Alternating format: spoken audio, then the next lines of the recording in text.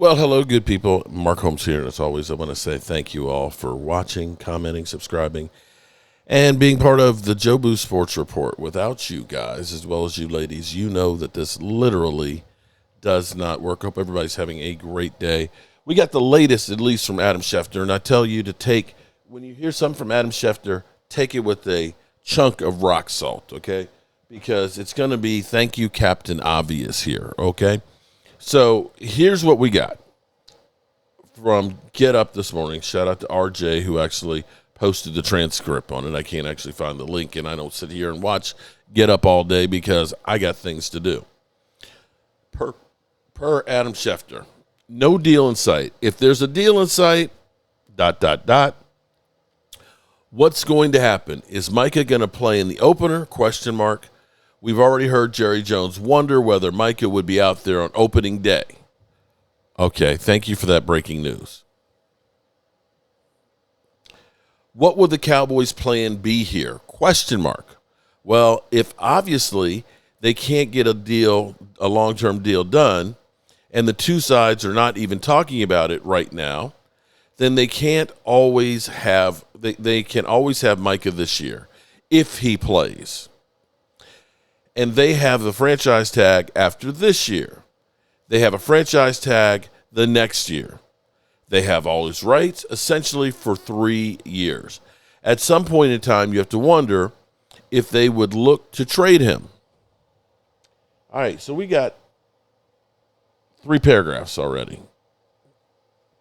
And he's actually said nothing. Other than it's been 10 days since Micah Parsons actually asked for a trade. Now, let's see if there's actually any meat on the bones here.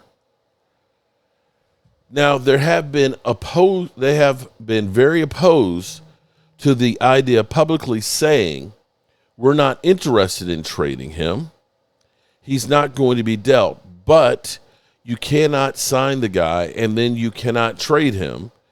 It's one or the other. Either you're going to work on a long-term deal, which they haven't done with him, or you're going to have to explore other options, which they haven't yet.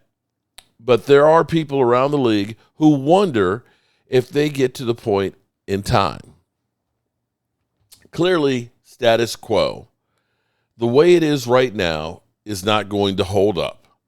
And so I think both sides are disappointed with the other side. We're watching and waiting to see where this goes, and there's no deal in sight right now.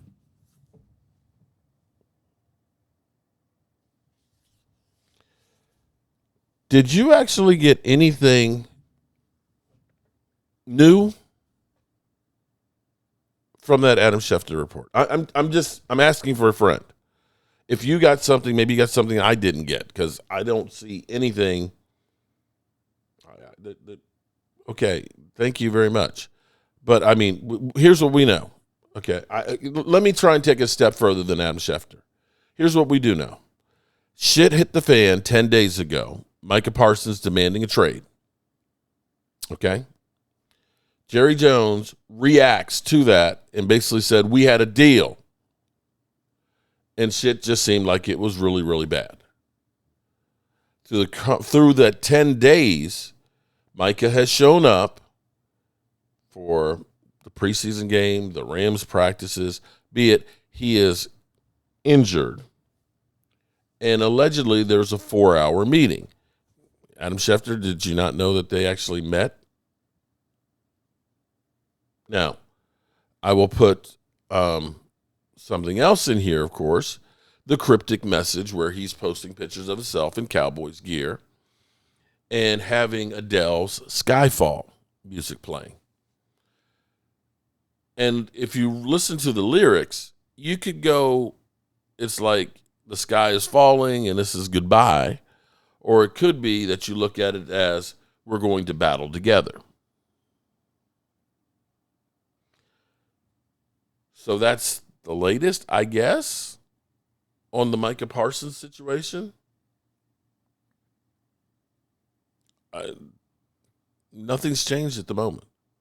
Nothing's changed. But I'll say I believe that Micah Parsons, if worse comes to worse and the Cowboys don't get this deal done, and we've seen the Cowboys have players play on the fifth-year options before or on the last years of the deal. See Dak Prescott and franchise tag twice. And D-Law franchise tagged and wanting to tag him a second time and then try and rework his deal dirt cheap. And he said, Catboy, get the hell away from me. I think that they will do this deal because here's the thing. It actually sounds really good when you say they could save money by franchise tagging him. But see, here's the thing. When we say franchise tag, just like this year, your salary cap hit is $24 million without a deal. And you can absorb that because you still have $31 million left. But if you get his deal done now, you could drop that number probably in half to about 12, maybe even as low as 10. That gives you money where you could go ahead and lock up Tyler Smith and still have more money to lock up some other players. Now, I get it. People will say, well, shoots, you could have him for $50 million for the next 2 years. $50 million hard money. Because here's the thing that you can do. If you sign Micah Parsons now, we get his cap number down to, $10, $12 million. A deal that's probably going to be about $6 or $7 million more than what CeeDee Lamb's. Well, here's the interesting thing with CeeDee Lamb. CeeDee Lamb is the third highest paid wide receiver in the NFL. But in compensation this year, because they have the trigger, his cap number is only $14 million. He's like 11th as far as cap hits at wide receivers. If you tag him next year, it is a hard number, which is $26 million. So potentially what you're looking at here is, you could end up paying him $50 million for 2 years, which is true. But what you're really looking at is actually paying on the cap about 23 for the next 2 years. Now, in the grand scheme of things, long term, you're paying him, of course, a $200 million contract. But that doesn't really matter. That's baked in the equation. The Cowboys have that money. You just kick it on down the road. But if we're talking about trying to build a team, the difference of saying play on the fifth-year option and play with a franchise tag is about $27 million of money you can use on other players. And this is why it makes sense to get a deal done and not make him play on the fifth-year option. $27 million, bro, you can sign whoever you want. You can go out there and get a true playmaker on the defensive line and still have change. You can bring in a Stephon Gilmore and rent him for the season. You could re-sign George Pickens. You could get Deron Bland or Tyler Smith done. If you don't, those things get to be more difficult.